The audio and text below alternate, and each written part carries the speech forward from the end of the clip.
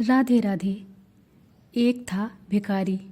Rail सफ़र में भीख मांगने के दौरान एक सूट बूट पहने सेठ जी उसे दिखे। उसने सोचा कि यह व्यक्ति बहुत अमीर लगता है, इससे भीख मांगने पर यह मुझे ज़रूर अच्छे पैसे देगा। वह उस सेठ से भीख मांगने लगा। भिखारी को देखकर उस सेठ ने कहा, तुम हमेशा मांगते ही हो, क्या कभी किसी को कुछ देते भी हो? भिखारी बोला, साहब मैं तो भिखारी हूँ, हमेशा लोगों से मांगता ही रहता हूँ। मेरी इतनी औकात कहाँ कि किसी को कुछ दे सकूँ। सेठ ने कहा, जब किसी को कुछ दे नहीं सकते तो तुम्हें मांगने का भी कोई हक नहीं है। मैं एक व्यापारी हूँ और लेन देन में ही विश्वास करता हूँ। अगर तुम्हारे पास मुझे कुछ देने को है तभी मैं तुम्हें बदले में कुछ दे सकता हूँ। तभी वह स्टेशन आ गया जहाँ पर उस सेठ को उतरना था। वह ट्रेन से उतरा और चला गया। इधर भिखारी सेठ की कही बात के बारे में सोचने लगा। सेठ के द्वारा कही गई बात उस भिखारी के दिल में उतर गई। वह सोचने लगा कि शायद मुझे भीख में अधिक पैसा इसीलिए नहीं मिलता क्योंकि मैं उसके बदले में किसी को कुछ दे नहीं पाता हूँ। लेकिन मैं तो भिखारी हूँ, किसी को कुछ देने लायक भी नहीं हूँ। लेकिन कब तक मैं लोगों को बिना कुछ दिए केवल मांगता ही रहूँगा। बहुत सोचने के बाद भिखारी ने निर्णय किया कि जो भी व्यक्ति उसे भीख देगा तो उसके बदले में वह भी उस व्यक्ति को कुछ जरूर देगा। लेकिन अब उसके दिमाग में यह प्रश्न चल रहा था कि वह खुद भिखारी है तो भीख के बदले में वह दूसरों को क्या दे सकता है। इस बात को सोचते हुए दिन भर गुजरा, लेकिन उसे अपने प्रश्न का कोई उत्तर नहीं मिला। दूसरे दिन जब वह स्टेशन के पास बैठा हुआ था तभी उसकी नज़र कुछ फूलों पर पड़ी जो स्टेशन के आसपास के पौधों पर खिल रहे थे। उसने सोचा, क्यों ना मैं लोगों को भीख के बदले कुछ फूल दे दिया करूं। उसको अपना यह विचार अच्छा लगा और उसने वहां से कुछ फूल तोड़ लिए। वह ट्रेन में भीख मांगने पहुंचा। जब भी कोई उसे भीख देता तो उसके बदले में वह भीख देने वाले को कुछ फूल दे देता। उन फूलों को लोग खुश होकर अपने पास रख लेते थे।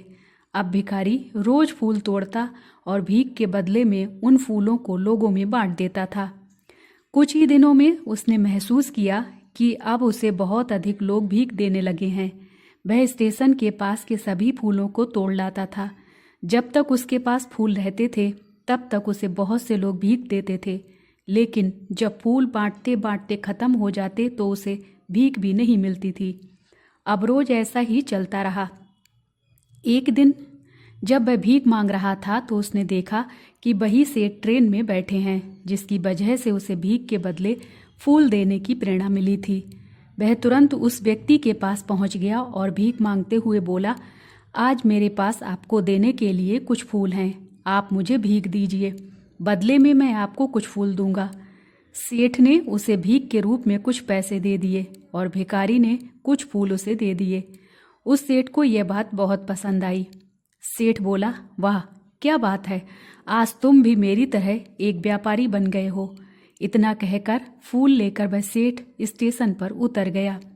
लेकिन उस सेठ द्वारा कही गई बात एक बार फिर से उस भिखारी के दिल में उतर गई। वह बार बार उस सेठ के द्वारा कही गई बात के बारे में सोचने लगा और बहुत खुश होने लगा। उसकी आंखें अब चमकने लगीं। उसे लगने लगा कि अब उसके हाथ सफलता की वह चाबी लग गई है जिसके द्वारा वह अपने जीवन को बदल सकता है। वह तुरंत ट्रेन से नीचे उतरा और उत्साहित होकर बहुत तेज आवाज में ऊपर आसमान की ओर देखकर बोला, मैं भिखारी नहीं हूँ, मैं तो एक व्यापारी हूँ। मैं भी उस सेठ जैसा बन सकता हूँ, मैं भी अमीर बन सकता हूँ। लोगों ने उसे देखा तो सोचा कि शायद यह भिखारी पागल हो गया है। अगले दिन से वह भिखारी उस स्टेशन पर फिर कभी नहीं दिखा। एक वर्ष बाद इसी स्टेशन पर दो व्यक्ति सूट बूट पहने हुए यात्रा कर रहे थे। दोनों ने एक दूसरे को देखा तो उनमें से एक ने दूसरे को हाथ जोड़कर प्रणाम किया और कहा, क्या आपने मुझे पहचाना?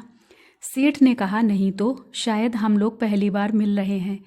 भिखारी ने कहा, सेठ जी आप याद कीजिए, हम पहली बार नहीं बल्कि तीसरी बार मिल रहे हैं। सेठ ने कहा, मुझे याद नहीं आ रहा, वैसे हम पहले 2 बार कब मिले थे? अब पहला व्यक्ति मुस्कुराया और बोला, हम पहले भी 2 बार इसी ट्रेन में मिले थे।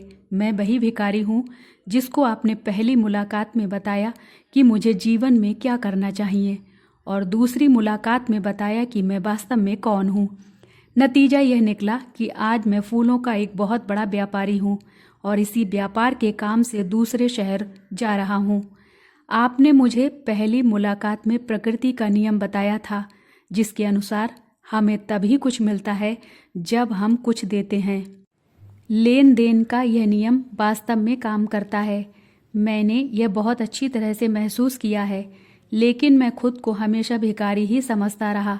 इससे ऊपर उठकर मैंने कभी सोचा ही नहीं था, और जब आपसे मेरी दूसरी मुलाकात हुई तब आपने मुझे बताया कि मैं एक व्यापारी बन चुका हूँ। अब मैं समझ चुका था कि मैं वास्तव में एक भिखारी नहीं बल्कि व्यापारी बन चुका हूँ। भिखारी ने स्वयं को जब तक भिखारी समझा वह भिखारी रहा। उसने स्वयं को व्यापारी मान लिया, व्यापारी बन गया। भारतीय मनीषियों ने शायद इसीलिए स्वयं को जानने पर सबसे अधिक जोर दिया और फिर कहा, शिवो भूत्वा शिवम यजेत। शिव बनकर शिव की पूजा करनी चाहिए। जय श्री कृष्णा। राधे राधे।